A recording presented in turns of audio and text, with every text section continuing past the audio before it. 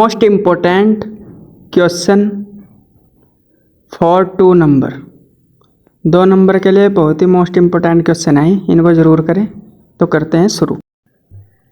जय हिंद दोस्तों, आप सभी का हमारे यूट्यूब चैनल में हार्दिक स्वागत है। आज हम करने जा रहे हैं प्रश्नावली नंबर 1.2 और इसको अच्छे से करने के लिए आप यहाँ पर देखिए अपने क्वेश्चनों को।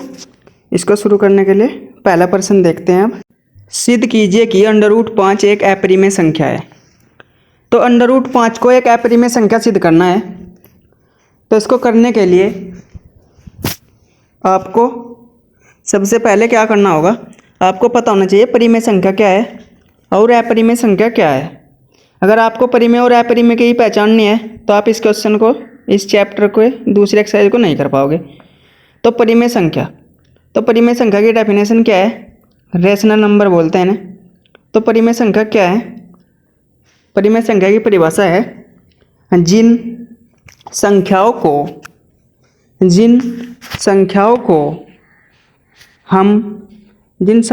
हम p बटे क्यों का मतलब है अंश बटे हर के रूप में, p बटे क्यों के रूप में व्यक्त या फिर लिख सकते हैं।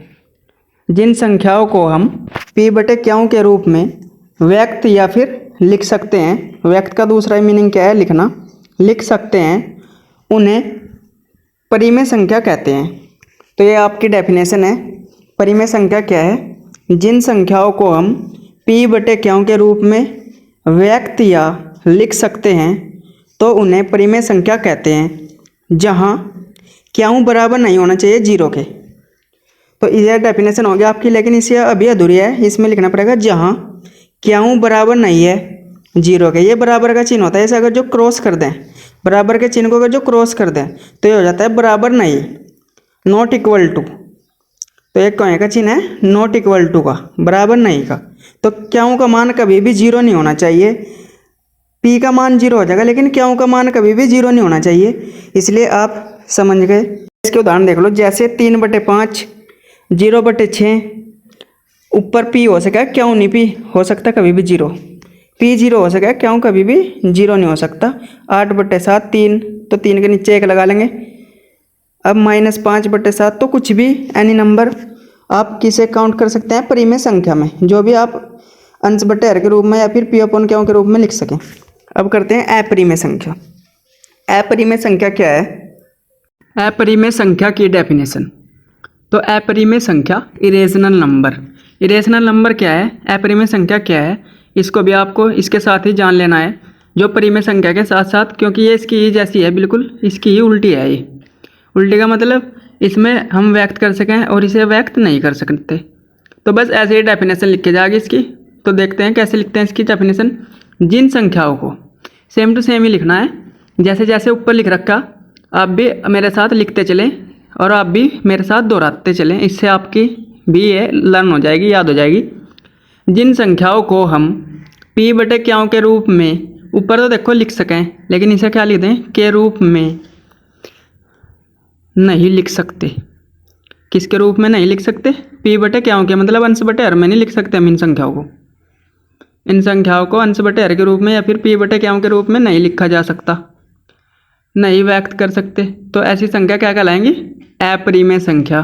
तो जब भी आपसे कोई परिमेय संख्या की डेफिनेशन पूछे या फिर अपरिमेय संख्या की पूछे, अब आपको बिल्कुल नहीं घबराना है और ये डेफिनेशन उसको झट से सुना देनी है। ठीक है बच्चों? तो आप इसे बिल्कुल अच्छे से याद कर लेना, आपको ये बहुत ही हेल्प करेगा। इसे लिख सकें और जो अपरिमेय है उसे लिख नहीं सकते। अब करते हैं अपना question number first. Question number first क्या है? 5 सिद्ध कीजिए कि √5 एक अपरिमेय संख्या है। तो आपका क्वेश्चन नंबर फर्स्ट है, सिद्ध कीजिए कि √5 एक अपरिमेय संख्या है। तो हल में क्या लिखना है? इसमें अपने पास ही मान लेना इसके विपरीत। माना √5 एक परिमेय संख्या है, तो हमने कौन सी संख्या मान लिया? से परिमेय थी। कौन सी है? अपरिमेय। हमने इसके विपरीत माना √5 एक अपरिमेय संख्या है, मतलब परिमेय संख्या है। तो हमें इसके विपरीत मान लेना। जो हमने माना दे रखा है हमें उन्होंने परिमेय, लेकिन मान ली क्या? अपरिमेय। तो अपरिमेय की परिभाषा क्या है? परिमेय को हम p बटे क्यों के रूप में लिख सकें, इसलिए 5 को भी p बटे क्यों के रूप में लिख दिया। तो परिमेय संख्या की डेफिनेशन ये अभी आपके सामने आ रही। जिस संख्या को हम p बटे क्यों के रूप में लिख सकें उसे ही कौन सी भी संख्या का है परिमेय। तो इसमें एक लाइन आपको ऐड करनी है जहाँ p तथा क्यों सह अभाज्य संख्याएं हैं। सह अभाज्य संख्याएं हैं, सह का मतलब जोड़ा, ठीक है। तो सह अभाज्य संख्याएं हैं, तो इसकी मैं आपको डेफिनेशन बताऊं सहभाज्य संख्याएं क्या है। तो सहभाज्य संख्याओं को जानने के लिए आप देखें, सहभाज्य संख्या हेडिंग डाल लें आप और समझने की कोशिश करें, आपको बिल्कुल अच्छे से समझ आ जाएगा। आप वीडियो को बिल्कुल प्यार से देखते रहें, अपनी नोटबुक में नोट करते रहें। आपका पढ़ने का तरीका यही होना चाहिए, सबसे पहले अपनी नोटबुक निकाल ले और नोट करते चले। तो इनको बोलते हैं कोप्राइम नंबर। तो सहभाज्य संख्या है तो कोप्राइम नंबर। तो देखते हैं इनकी डेफिनेशन क्या है। जैसे कि आपको मैं एग्जांपल से समझाऊं, जैसे 6 और अपॉन में है 8। अब ऐसी संख्या देखनी जो इन दोनों संख्याओं को डिवाइड कर दे। तो ऐसी संख्या 2 है, 2 3 6 2 चौक 8। अब बताओ इन 3 को और 4 को कौन सी संख्या डिवाइड कर सका है? दोनों को केवल एक कर सका है, एक के सिवाय कुछ नहीं कर सकता। इसलिए ये दोनों संख्याएं क्या हैं? सहभाज्य संख्याएं हैं, क्योंकि इनको एक के सिवाय कोई भी डिवाइड नहीं कर रहा। जैसे कि 6 और 4 को क्या डिवाइड कर सका? 2 2 3 6 2 दूनी 4। अब 3 और 2 को कोई भी डिवाइड नहीं कर सकता, इसलिए सहभाज्य संख्या बन जा। तो सहभाज्य संख्या में संख्याएं होती हैं इन दोनों संख्याओं को कोई एक संख्या डिवाइड ना कर सके। जैसे कि आप डेफिनेशन देखो, ये दो संख्याएं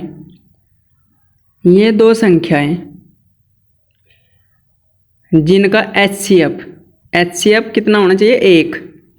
ऐसी दो संख्याएं जिनका HCF अर्थात मैस है कितना होना चाहिए? 1 का मतलब एक ही उन्हें डिवाइड कर सके दोनों को, इसके सिवाय कुछ ना कर सके डिवाइड। तो उसे कहते हैं क्या? उन्हें सहभाज्य संख्याएं कहते हैं। तो ऐसी संख्याएं जिनका मैस है 1 हो, उन संख्याओं को क्या कहेंगे? सहभाज्य संख्याएं कहेंगे। जिससे कि मैं दोनों संख्याएं किसी एक संख्या से ना डिवाइड हुए, किसी एक संख्या से ना कटे। ऐसे ही p और क्यों भी कैसी संख्याएं हैं जिनका मैस है 1 है, अर्थात जिन्हें कोई भी संख्या भाग नहीं कर सकती, जिन्हें कोई भी संख्या नहीं काट सकती, ठीक है। ऐसी संख्या माननी है हमने p और क्यों। लेकिन आगे आपको पता चलेगा क्या हो रहा। अब इसके नीचे एक मान के क्या कर देने हमें? ब्रज गुणा कहते हैं इसको, क्रॉस मल्टीप्लाई। ब्रज गुणा करने के लिए क्या करेंगे? क्यों की होगी किस में? √5 में, और p की हो जाएगी किस में? 1 में। तो जब क्यों की √5 में गुना होएगी तो क्या आ जाएगा? √5 गुना में क्यों, ठीक है, बराबर p की 1 में करोगे तो p का p हो जाएगा। अब क्या करेंगे? इस तरफ है रूट, अब रूट को हटाना पड़ेगा हमें। तो रूट को हटाने के लिए क्या करेंगे? दोनों ओर का वर्ग कर देंगे। दोनों पक्षों का, दोनों ओर का वर्ग करने पर तो संख्या क्या कर देंगे? रूट हटाने के लिए दोनों ओर का वर्ग कर देंगे। अब दोनों ओर का वर्ग करने के लिए क्या लगेगा? इनके दोनों के ऊपर होल स्क्वायर लग जाएगा, पूरे के ऊपर लगाना स्क्वायर, p के भी ऊपर होल स्क्वायर। अब जब √5 का स्क्वायर करोगे तो क्या आएगा? √5 का स्क्वायर करोगे जब, तो रूट से 5 तय ये रूट से 2 कट जाएगा, तो क्या आ जाएगा? 5। तो यहाँ पर जाएगा 5। लेकिन क्यों का स्क्वायर होगा अलग से, तो क्यों के ऊपर स्क्वायर लग जाएगा, क्यों स्क्वायर। ऐसे ही p के भी ऊपर क्या लग जाएगा? स्क्वायर, तो p स्क्वायर। तो अब क्या करेंगे? देखो p की गुणा में है, क्यों की गुणा में है 5। अब गुणा वाला इधर जाएगा भाग में, जो भी क्यों स्क्वायर के पास है वो क्या में चले जाएगा? भाग में। अब ये हो जाएगी इक्वेशन नंबर फर्स्ट। तो समीकरण फर्स्ट बन गई अपनी। अब क्या करेंगे? अब देखेंगे क्या कि p स्क्वायर को 5 ने भाग कर दिया, 5 से डिवाइड हो रहा, जो भी बटे में आ जाए उससे इसका मतलब ऊपरली संख्या भाग हो रही। तो यहाँ क्या लिखेंगे? यहाँ p स्क्वायर 5 से विभाजित है। तो यहाँ पर क्या हो रहा? 5 से p स्क्वायर विभाजित हो रहा। जब p स्क्वायर 5 से विभाजित हो रहा तो आप क्या करेंगे?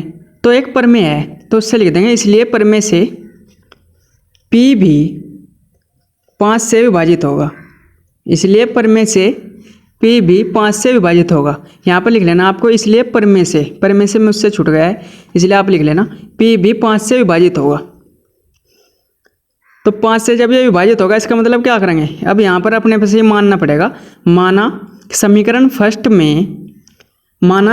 फर्स्ट में p बराबर 5c रखने पर, तो अगर √2 का होता 2c रख देते, लेकिन ये किसका है? 5 का, इसलिए 5c रखने पर। ये क्यों करे जा? आपको ऐसे ही याद करना है, बिल्कुल क्वेश्चन को ऐसे ही रट लेना है। ठीक है, तो क्या स्क्वायर बराबर पी स्क्वायर अपॉन 5 पहले समीकरण उतारेंगे। अब देखते हैं ऊपर इस क्वेश्चन को, क्योंकि इधर जगह नहीं है अब, तो आपको दिखाने के लिए इधर देखते हैं। तो क्या स्क्वायर जूँ का तू, क्यों, क्योंकि क्या का तो मान ही नहीं रखना, हमें किसका मान रखना, केवल पी का।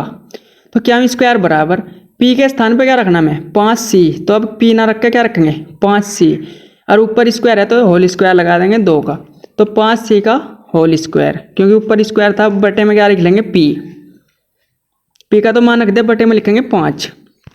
ठीक है भैया, तो ये इक्वेशन हमने सीधे ऊपर रख ली है, क्या स्क्वायर बराबर 5c का होल स्क्वायर बटे में 5। अब 5 का जब वर्क करो क्या आ जाएगा 25, c का जब करोगे तो c का स्क्वायर, और बटे में तो 5 है ही, 5 से 25 को डिवाइड कर देंगे, पंजे पंजे 25।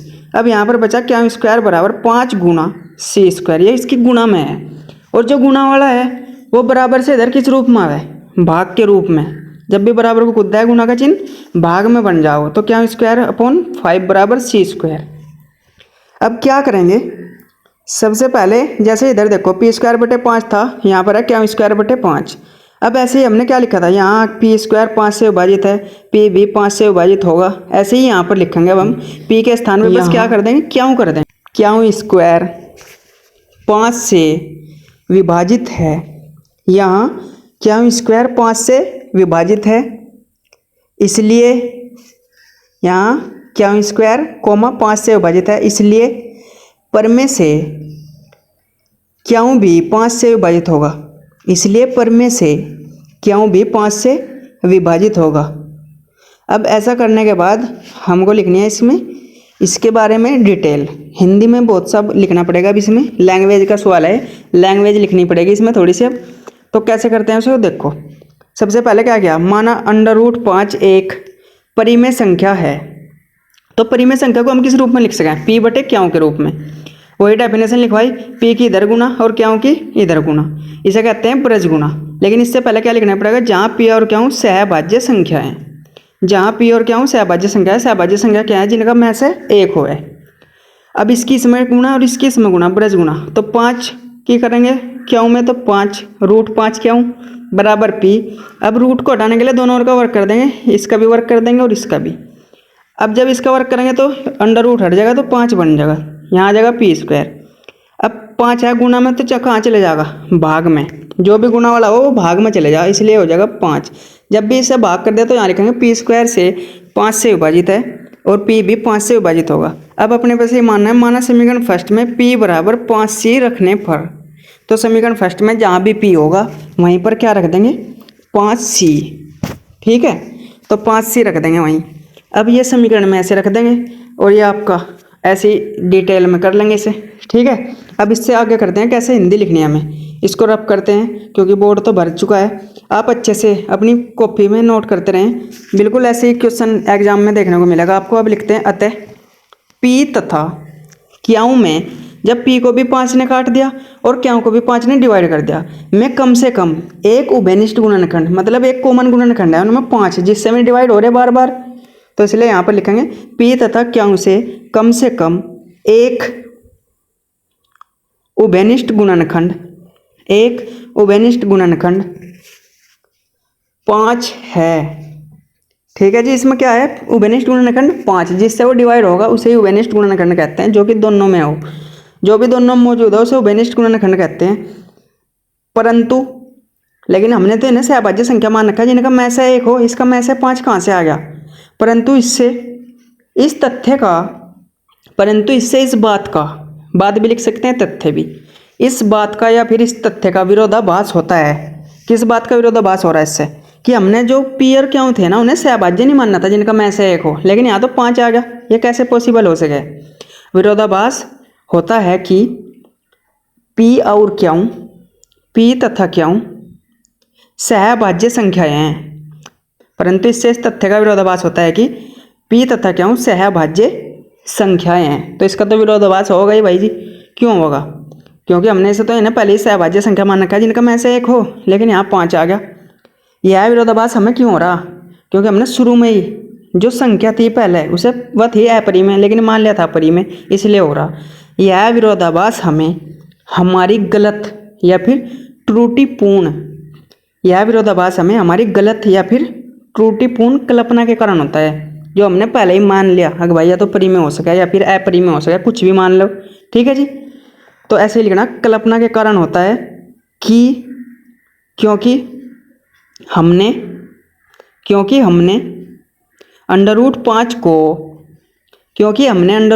को एक परिमेय संख्या मान लिया था। शुरू में ही नहीं मान लिया था हमने इसे परिमेय संख्या, जबकि है कैसी है, अपरिमेय संख्या। अपरिमेय संख्या तो हमें सिद्ध करवा रहा हो। जब यहाँ से हमारा काम नहीं चला तो इसलिए अब हम निष्कर्ष निकल जाएगा कि यह एक अपरिमेय है, परिमेय संख्या मान लिया था। तो हमने इसे कैसी संख्या मान लिया था भाई जी, परिमेय। अब क्या करेंगे, अतः निष्कर्ष निकलता है कि इतना सारा रंदस करने के बाद, इतना सारा काम करने के बाद क्या निष्कर्ष निकला, अब देखते हैं। अतः निष्कर्ष निकलता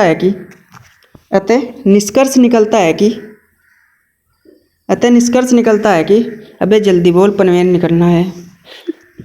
√5 एक अपरिमेय संख्या है। तो यह आपका क्वेश्चन समाप्त हो चुका है। यह एक अपरिमेय संख्या ही है। ठीक है जी। इसको अच्छे से आपको करना है, बिल्कुल प्यार से समझाया गया है, बिल्कुल डिटेल में बताया गया है कि कैसे कैसे आपको लिखना है। बिल्कुल सेम टू सेम ऐसे का विरोधाभास होता है कि पी और क्यों से अभाज्य संख्याएं हैं। यह विरोधाभास हमें हमारी गलत कल्पना के कारण होता है, क्योंकि हमने √5 को परिमेय संख्या मान लिया था। अतः निष्कर्ष निकलता है कि √5 एक अपरिमेय संख्या है। तो यह आपका क्वेश्चन समाप्त। अब करते हैं क्वेश्चन नंबर 2। सिद्ध कीजिए कि 3 + 2√5 एक अपरिमेय संख्या है। तो सिद्ध करना क्या, 3 + 2√5 एक अपरिमेय संख्या है। जैसे बाल सिद्ध करा ऐसे ही इसको सिद्ध करना। सबसे पहले क्या करेंगे, हल में इसे हम एक परिमेय संख्या मान लेंगे। सेम टू सेम ऐसे ही करना। माना 3 + 2√5 एक परिमेय संख्या है, तो हम इसके विपरीत मानना है हमेशा। जब भी अपरिमेय देवा है उसे परिमेय मान लें, विपरीत काम करें हम हमेशा।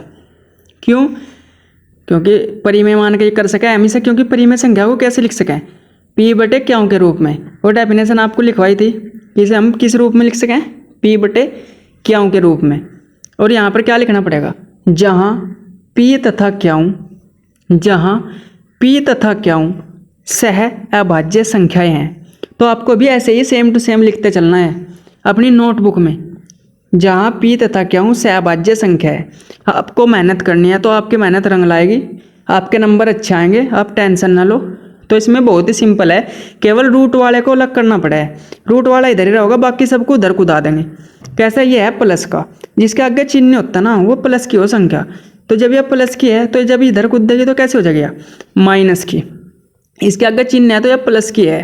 अब प्लस की संख्या जब भी इधरली साइड जाएगी तो कैसे आ जाएगी, माइनस की। और इसके नीचे एक भी मान सकते हैं। अब क्या करेंगे, 2 है गुणा में, 5 की गुणा में है 2, 2 गुणा √5 है ही, जिनके बीच में कोई चिन्ह होता वहाँ गुणा का चिन्ह हो। तो गुणा वाला इधर कहीं में जाता है, भाग में।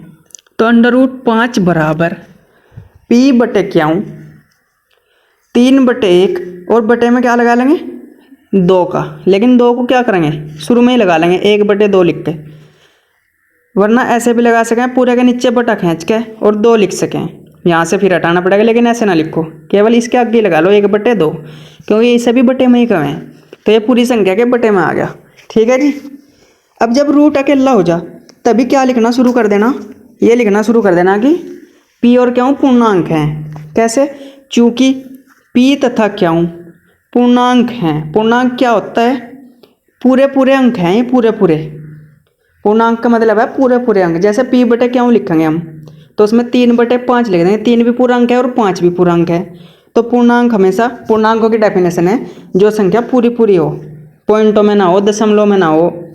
जैसे कि 3/5 लिखा, देखो p है, ये क्यों है, पूरा पूरा अंक है 3, 5 भी पूरा अंक है, इसलिए ना कहते हैं पूर्णांक। और ये धन पूर्णांक है क्योंकि प्लस के हैं, माइनस वाले होते हैं ऋण पूर्णांक। ठीक है भाई। तो बच्चों ऐसे ही सीखते चलना है आपको। पूर्णांक है इसलिए, जब ये पूर्णांक है इसका मतलब ये तो परिमेय संख्या है। कैसे, 1/2 ब्रैकेट शुरू p/q माइनस 3/1 कैसी संख्या होगी, एक परिमेय संख्या होगी अभी। ठीक है जी। तो बस इसमें तो सिंपल ही करना, रूट वाला अलग करो और इसे यहाँ पर लिख दो कि ये एक परिमेय संख्या है। जब यह परिमेय संख्या है तो परिमेय संख्या के सामने परिमेय संख्या ही रख सकें। तो √5 भी कैसी हो जाएगी? परिमेय, तो इसे भी लिख देंगे। इसलिए या फिर अतः √5 भी या √5 भी परिमेय संख्या ही है। क्यों है यह परिमेय संख्या? क्योंकि यह परिमेय संख्या के सामने लिख रही, सामने इसमें बराबर में वही चिन्ह लग सकेगा, ठीक है। 5 बराबर 5 बराबर में केवल वही संख्या आ सकेगा जो पूरी हो। तो यह भी परिमेय, यह भी परिमेय। लेकिन √5 तो कैसी है? अपरिमेय। सबको पता है जिस पर भी रूट हो, रूट से बाहर ना निकल सके में कौन सी हो? अपरिमेय। क्योंकि अपरिमेय को p/q के रूप में नहीं लिख सकते। इससे अतः √5 एक परिमेय संख्या है। इससे इस तथ्य का विरोधाभास होता है कि √5 एक अपरिमेय संख्या है, या तो अपरिमेय संख्या है, इसका तो विरोध करेगी यह बात। तब क्या होगा? अब लिखना पड़ेगा अपरिमेय संख्या है। यह क्यों लिख रहे हैं हम? यह विरोधाभास हमें हमारी त्रुटिपूर्ण या फिर गलत कल्पना के कारण हो रहा। क्यों? क्योंकि हमने इसे शुरू में कैसी मान लिया था? अपरिमेय को परिमेय मान लिया था, इसलिए हो रहा है सारा काम। यह विरोधाभास हमें हमारी गलत कल्पना या फिर गलत की जगह क्या लिख सको आप? त्रुटिपूर्ण कल्पना के कारण होता है। यह गलत कल्पना या फिर त्रुटिपूर्ण कल्पना के कारण होता है, क्योंकि हमने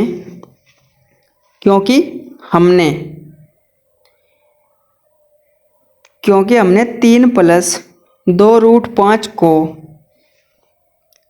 अपरिमेय संख्या, इसे क्या मान लिया था? अपरिमेय नहीं, परिमेय मान लिया था। 3 + 2√5 को परिमेय मान लिया था। अब निष्कर्ष निकल जाएगा। क्या निष्कर्ष निकलेगा? कि यह एक अपरिमेय है, बस, है नहीं। अतः निष्कर्ष निकलता है कि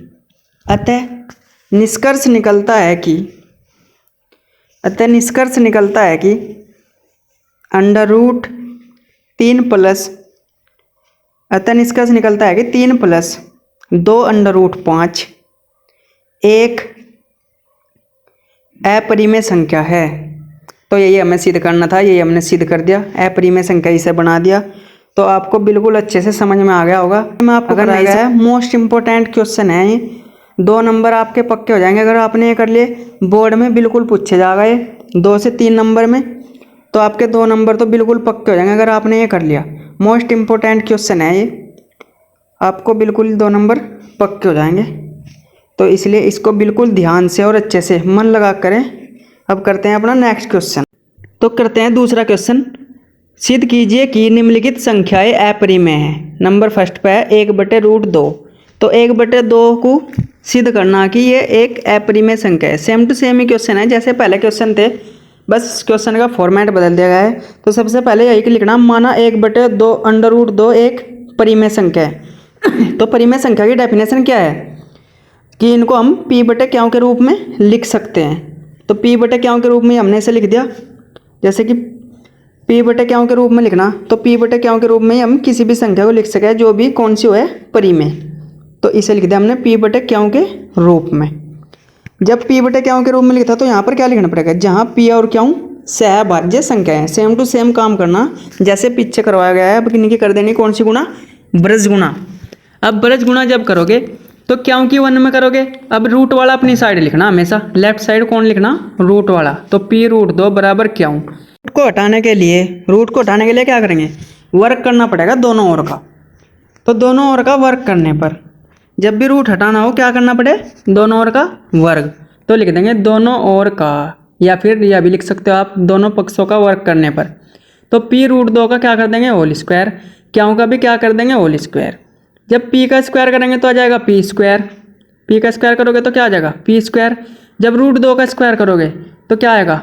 ये रूट कट जाएगा, 2 आ जाएगा। तो 2p² संख्या पहले लिख ली, तो q²।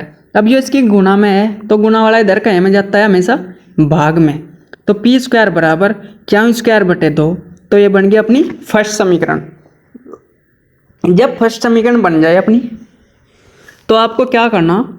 सबसे पहले देखना कि q² कहीं से डिवाइड हो रहा। तो 2 से हो रहा, तो लिख देंगे यहाँ q², 2 से विभाजित होता है तो 2 से कट रहा है, जो भी 2 इसके नीचे आ जाएगा उससे डिवाइड हो जाए, चाहे पॉइंटों में हो चाहे कैसे भी हो, लेकिन डिवाइड हो जाएगा। इसलिए पर में से क्यों भी 2 से विभाजित होगा, इसलिए पर में से क्यों भी 2 से विभाजित होगा। तो आपको ऐसे ही लिखते चलना है। नोटबुक अपने साथ रखें, अच्छे से वीडियो को बिल्कुल प्यार से देखें, बिल्कुल समझ में आ जाएगा। बच्चों की तरह समझाया गया है, बिल्कुल ही बच्चों की तरह बेसिक से सिखाया जा रहा है बिल्कुल मैथ को। अब क्या करना है, यहाँ माना क्यों बराबर 2c, अगर 5c रखा था पहले आपने देखा क्योंकि वहाँ रूट 5 था, अब की बार है रूट 2, इसलिए 2c लिखेंगे। अगर 3 रूट होता तो 3c, तो जितने रूट इतनी c रखने पर। अब p स्क्वायर बराबर क्यों स्क्वायर अपॉन 2, तो ये होगी अपनी फर्स्ट। अब इसको हम ऊपर करेंगे, क्योंकि बोर्ड भर चुका है। तो p स्क्वायर जूँ का तो बराबर, लेकिन क्यों के स्थान पर क्या रखना, 2c। अब रख देंगे 2c। जब 2c रख देंगे ऊपर क्या कर देंगे, स्क्वायर अपॉन में 2, ठीक है। तो p स्क्वायर जूँ का तू, और जब 2c का होल स्क्वायर करेंगे तो 2 का स्क्वायर हो जाएगा 4, c का हो जाएगा c स्क्वायर 4 और अपॉन में 2, तो ये बच गया p स्क्वायर बराबर 2 गुना c स्क्वायर, ठीक है जी। p स्क्वायर बराबर 2 गुना c स्क्वायर। अब ये गुना में इधर कायम आ जाएगा भाग में, तो 2 भाग में आ गया बराबर c स्क्वायर।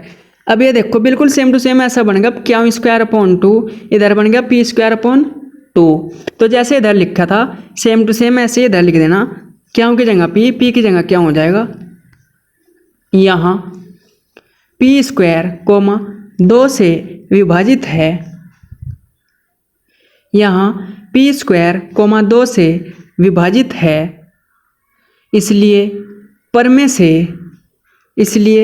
में से p भी 2 से विभाजित होगा।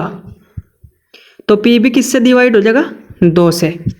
अब देखो p को भी काट दिया 2 ने और क्यों को भी, दोनों को ही डिवाइड कर दिया, p को भी और क्यों को भी। जब दोनों को डिवाइड कर दिया तो क्या लिखना पड़ेगा, पहले वाली हिंदी लिखनी पड़ेगी बहुत सारी, वही सेम टू सेम लिखेंगे जैसे पहले पिछले क्वेश्चन में लिखी थी हमने। तो देखो कैसे लिखते हैं। तो ये क्वेश्चन है आपका परिमेय संख्या वाला, इसे अपरिमेय माना था तो यहाँ से लिखना, अतः p और क्यों में कम से कम एक उभयनिष्ठ गुणनखंड 2 है। 2 क्यों है, 2 से डिवाइड हो रहा है अब की बार, परंतु इससे इस तथ्य का विरोधाभास होता है कि p और क्यों कैसी संख्या है, सहभाज्य संख्या है। यह विरोधाभास हमें हमारी त्रुटिपूर्ण कल्पना के कारण होता है, क्योंकि हमने 1/√2 को एक परिमेय संख्या मान लिया था। अतः निष्कर्ष निकलता है कि 1/√2 एक परिमेय संख्या है। अब आपको हम दिखाते हैं इसके जैसे कोई भी क्वेश्चन आपके पास आ जाए, केवल आपको एक ही जगह चेंज करना है। जैसे रूट है जो ऐसा, जैसे कि आपके पास आ जाए 1/√2 या फिर 1/√3 या फिर 1/4, 4 तो आने का नहीं 5 होगा, 1/7। तो इनमें से कोई भी आ जाए सेम टू सेम ऐसे ही करना, आपको घबराना नहीं है, बिल्कुल सेम टू सेम ऐसे ही करना। चाहे √2 का जा, चाहे √3 का जा, √5 का जा, √7 का जा। तो एग्जाम में कोई सा भी क्वेश्चन आ जाए आपको ऐसे ही कर लेना है। देखो हम दिखाते हैं बदल के, कैसे, जैसे √3 का करके दिखाओ तो 2 के स्थान पर केवल 3 बदलना आपको। जहाँ भी आपको 2 दिखाई दे रहा वहाँ क्या बदल देंगे, केवल 3 बदल देंगे। देखो यहाँ पर भी 3, जहाँ जहाँ 2 है वहाँ क्या कर देंगे, 3 कर देंगे। 2 की जगह 3, 2 की जगह 3, 2 की जगह 3, केवल 2 की जगह 3 कर देना और कुछ नहीं चेंज करना। जहाँ भी 2 दिखेगा वहीं 3 कर देना। ये आपका नेक्स्ट क्वेश्चन बना रहा मैं, 3 कर दिया। ऐसे यहाँ 3c रखना पड़ेगा, जैसे कि पहले 2c रखा था, अब की बार कौन सा c रखना पड़ेगा, 3c। ऐसे ही नीचे भी बदल देंगे, 3 से ही भाग हो जाएगी। अब यहाँ पर भी 3 आ जाएगा, तो 3 का वर्ग कितना होता है, 9 आ जाएगा। अब की बार 4 नहीं आने का, कितना, 3 का वर्ग 9। अब जब नीचे 3 आ जाएगा, 3 से 9 को काटेंगे तो 3 बचेगा, 3 3 9। ऐसे ही यहाँ पर भी 3, यहाँ पर भी 3 आ जाएगा डिवाइड में, और यहाँ पर भी p स्क्वायर 2 से नहीं अब 3 से विभाजित होगा, और p भी 3 से विभाजित होगा। तो बस कुछ भी नहीं किया, क्या किया, 3 बदला और कुछ भी नहीं करना। ऐसे ही आप किसका देखो, 7 का देख लो, 5 का देख लो, जिसका आपका मर्जी करे उससे कर लेना। आपको केवल आपको 2 के स्थान पर वो बदल देना जो जिसका भी आपको करना है। तो इतना ईजी है ये।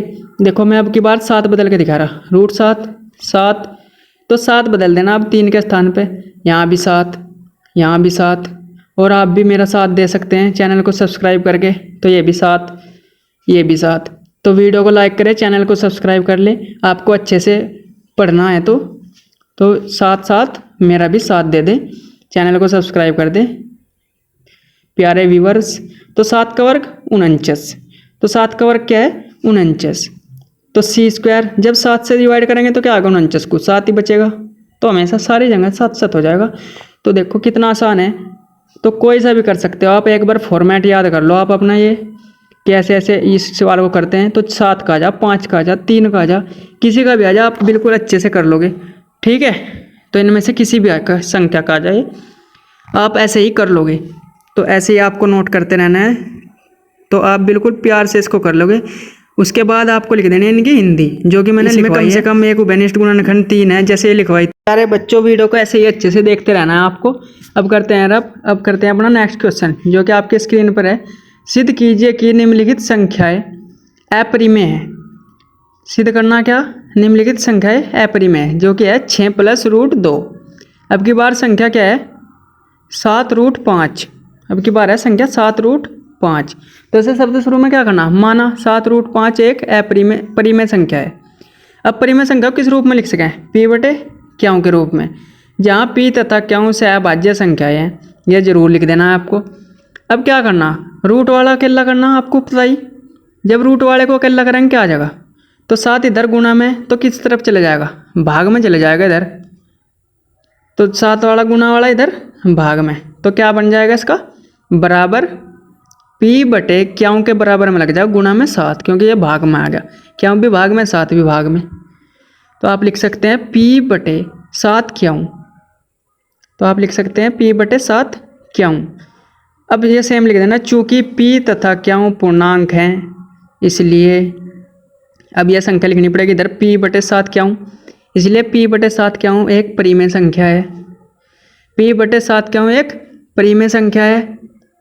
अतः √5 भी परिमेय संख्या ही होगी, तो √5 भी परिमेय संख्या ही होगी। इससे इस तथ्य का विरोधाभास होता है कि √5 एक अपरिमेय संख्या है। जो पीछे करवा दिया क्वेश्चन, इसलिए इतनी तेज पढ़ाया जा रहा है आपको, यह लिखाया है, पहले लिख के भी दिखाया आपको, ठीक है, क्योंकि हमने 3 + 2√5 को अपरिमेय संख्या मान लिया था, लेकिन 3 + 2√5 ने अब की बार क्या है 7√5, तो 7√5 ही बदल देंगे, ठीक है जी, यहाँ पर भी 7√5 लिख देंगे। अतः निष्कर्ष निकलता है कि 7√5 एक परिमेय संख्या है, अपरिमेय संख्या है। तो इसको बिल्कुल अच्छे से करते जाना है। अब करते हैं अपना नेक्स्ट क्वेश्चन। नेक्स्ट क्वेश्चन क्या है, सिद्ध कीजिए कि निम्नलिखित अपरिमेय संख्या है। तो अब की बार क्या आ जाएगा 6 + √2। तो ये आपकी एक्सरसाइज का बिल्कुल लास्ट क्वेश्चन पे आ गए हम। तो सबसे पहले माना यह है एक परिमेय संख्या है। अब परिमेय संख्या को किस रूप में लिख सकें, p/q में। हमने फॉर्मेट पहले ही लिख कर रख रखा है, जहाँ p तथा q सहअभाज्य संख्याएं हैं। अब 6 गुना प्लस में, तो इधर जाकर कैसा हो जाएगा माइनस, हमेशा रूट वाला अकेला करना है ऐसी संख्याओं में, जो रूट के साथ कुछ भी आ जाए उसे अकेला कर देख रहे हैं, आपका क्वेश्चन एकदम सेट हो जाएगा। तो p/q माइनस के 6 बटे में 1 लगा भी सको, लगा भी नहीं सकते, कोई दिक्कत नहीं है। चूँकि p तथा q, अब क्या लिखेंगे, चूँकि p तथा q कैसी संख्या है, पूर्णांक हैं, पूरे अंक हैं, इसलिए अंडर p/q माइनस के 6 भी कैसी संख्या होगी, एक परिमेय संख्या होगी। अतः √2 भी एक परिमेय संख्या है, क्योंकि परिमेय संख्या के सामने परिमेय संख्या ही रखी जा सके। इससे इस तथ्य का विरोधाभास होता है कि √2 कैसी संख्या है, एक अपरिमेय संख्या है तो, लेकिन इसने तो परिमेय बना ली, तो √2 एक अपरिमेय संख्या है। यह विरोधाभास हमें हमारी गलत कल्पना के कारण होता है, तो गलत कल्पना के कारण होता है। अतः निष्कर्ष निकलता है कि, तो यहाँ पर वो पहली संख्या लिख देंगे 6 + √2 को परिमेय मान लिया था। अतः निष्कर्ष निकलता है कि 6 + √2 एक अपरिमेय संख्या है। अतः निष्कर्ष निकलता है कि 6 + √2 एक अपरिमेय संख्या है। तो यह एक अपरिमेय संख्या होगी। तो इसका रूप करते हैं, अब करके दिखाते हैं आपको कौन सा क्वेश्चन इसका नेक्स्ट, जो कि है ये एक बोनस क्वेश्चन है आपके लिए, √4 प्लस √2। तो जो ये √4 है ये तो बाहर निकल सके है, कैसे 2 × 2 करके एक जोड़ा बाहर निकाल लेंगे तो 2 आ जाएगा। तो असल में क्या है, ये 2 + √2 नहीं है ये, तो यह है 2 + √2। यहाँ पर क्या बन जाएगा, 2 बन जाएगा। तो 2 + √2, तो 2 अब उधर चला जाएगा, 6 के स्थान पर कितना आ जाएगा, 2 आ जाएगा बस। तो कोई भी क्वेश्चन आप ऐसे फॉर्मेट में रख कर सकते हो। जो भी क्वेश्चन प्लस माइनस के ऐसे आते हैं आप इनको बिल्कुल प्यार से ऐसे ही कर सकते हो, कुछ भी आपको चेंज करने की ज़रूरत नहीं पड़ेगी, सेम टू सेम लैंग्वेज रहेगी। माना 4√2 को एक परिमेय मान लेंगे, इसका 2 बन गया, प्लस √2 बराबर p/q, जहाँ p तथा q सहभाज्य संख्या है। √2 बराबर 2 प्लस का था इधर आकर माइनस हो गया, जहाँ ठीक है जब भी कूदेगा माइनस का हो जाएगा, टेंशन नहीं लेनी। चूँकि p और q पूर्णांक है इसलिए यह संख्या भी परिमेय संख्या है, अतः √2 भी एक परिमेय संख्या है। इससे इस तथ्य का विरोधाभास होता है कि √2 एक अपरिमेय संख्या है। यह विरोधाभास हमें हमारी त्रुटिपूर्ण कल्पना के कारण होता है, क्योंकि हमने अब यहाँ पर संख्या बदल देंगे, संख्या क्या बदल देंगे, 6 + √2 की जगह √4 + √2 कर देंगे। √2 जो 4 था उसका 2 आजा बाहर निकल गए, क्योंकि √4 का क्या बन जाएगा, 2 बन जाएगा। एक कैसी संख्या हो जाएगी, परिमेय संख्या हो जाएगी। आप बिल्कुल प्यार से इसे कर सकते हैं। तो बिल्कुल ही वीडियो को अच्छे से देखें, लाइक करें, चैनल को सब्सक्राइब कर लें, और वीडियो को अच्छा लगे तो शेयर करें और अपने दोस्तों को भी दिखा सकते हैं। बहुत बहुत धन्यवाद आपका, और इस वीडियो को सभी जगह फैला सकते हैं।